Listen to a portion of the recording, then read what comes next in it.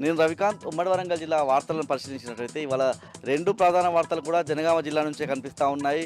ఒక వార్త చూసినట్టయితే పాలకుర్తి మండలం తొర్రూరు గ్రామంలో 20 డబుల్ బెడ్రూమ్ ఇళ్లకు సంబంధించినటువంటి అక్కడ నిరుపేదలను రెవెన్యూ పోలీస్ అధికారులు ఖాళీ చేపించిన పరిస్థితి కనిపిస్తూ ఉంది. గత సంవత్సరమే గ్రామ సభ ద్వారా లబ్ధిదారులను ఎంపిక చేశారు. ఈ క్రమంలోనే అక్కడ ఉన్నటువంటి నిరుపేదలంతా కూడా ఆ డబుల్ బెడ్రూమ్లకు వెళ్ళి తమ జీవనాన్ని కొనసాగిస్తున్నారు. ఈ క్రమంలోనే వాళ్ళందరికీ కూడా ఏదైతే పట్టాలు కూడా అందలేదు.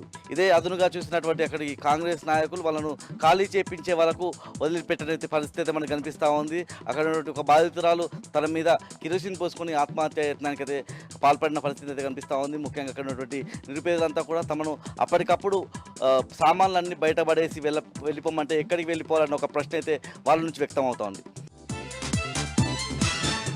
మరో వార్త చూసినట్టయితే జనగామ జిల్లా కాంగ్రెస్లో వర్గపోరు తారాస్థాయికి చేరుతోంది. పూటకో తీరుగా రాజకీయం మారుతున్న పరిస్థితి కనిపిస్తోంది.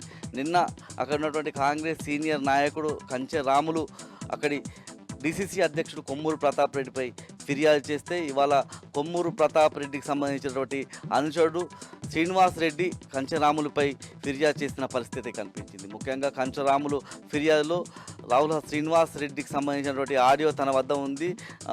కొమ్మూరు ప్రతాప్ రెడ్డి తనను హత్య చేయించేందుకు సుపారీ ఇచ్చినట్టుగా శ్రీనివాస్ రెడ్డి ఓ దగ్గర మాట్లాడుతుండగా ఆడియో రికార్డు కూడా ఉందని చెప్పి ఆ ఆధారాలు డీసీపీకి సమర్పించారు. జనగామ పోలీసులు కంచెరాములతో పాటు మరిద్దరి మీద అయితే కేసులు నమోదు చేసి ఎఫ్ఐఆర్ నమోదు చేసిన పరిస్థితి కనిపిస్తూ ఉంది.